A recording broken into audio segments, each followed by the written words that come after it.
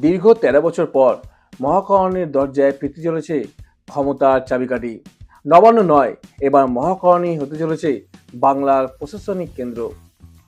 কিন্তু এই অট্টালিকার দেওয়ালে আড়ালে লুকিয়ে আছে এমন কিছু তথ্য যা জানলে আপনি চমকে যাবেন। তাহলে দেরি কেন, চলুন জেনে নিই কিছু অজানা তথ্য।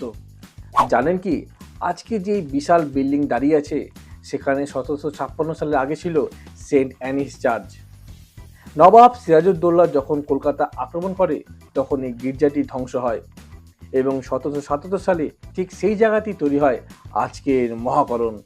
মহাকরণ মানে আমাদের চোখে ফুটে ওঠে এক সুন্দর লাল রঙের ছবি। কিন্তু জানেন কি, এই রং কিন্তু লাল শুরুতে ছিল না। ১৮৮৯ সালে ভিক্টোরিয়া স্থাপত্যশৈলীতে এই বাড়িটির ভোল্টেজ বদলে দেওয়া হয়। ঠিক তখনই টেরাকোটা ফিনিশ বা পোড়ামাটি ইটের কাজ দিয়ে একে এক আইকনিক লাল চেহারা দেওয়া হয়, যা এর সৌন্দর্য কয়েক গুণ বাড়িয়ে দেয়। আজ এটি সচিবালয় হলেও ১৮০০ সালে এখানেই শুরু হয়েছিল ফোর্ট উইলিয়াম কলেজ। ব্রিটিশ রাজপুরুষদের ভারতীয় ভাষা এবং সংস্কৃতি শেখানোর মূল কেন্দ্র ছিল এই রাইটার্স বিল্ডিং।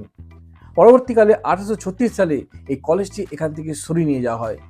১৯৩০ সালে ৮ই ডিসেম্বর এই বাড়ির অন্দরে ঘটেছিল এক ঐতিহাসিক অবিস্মরণীয় ঘটনা। বিনয়, বাদল আর দীনেশ, এই তিনজন তরুণ বিপ্লবী ধুতি পাঞ্জাবি ছেড়ে ইউরোপীয় পোশাকে ঢুকে পড়েছিল এই বাড়িতে অত্যাচারী শিবশংকে খতম করার জন্য। সেই ঐতিহাসিক মুহূর্তের, সেই ঐতিহাসিক বীরত্বের সাক্ষী রয়েছে আমাদের এই রাইটার্স বিল্ডিং। নবান্ন থেকে মহাকরণ, এই পরিবর্তনশীল সময়ের সাক্ষী এই ঐতিহাসিক স্থাপত্য। আপনার কি মনে হয়, রাজ্যের প্রশাসনিক কাজের গতি বেশি হবে এই মহাকরণে?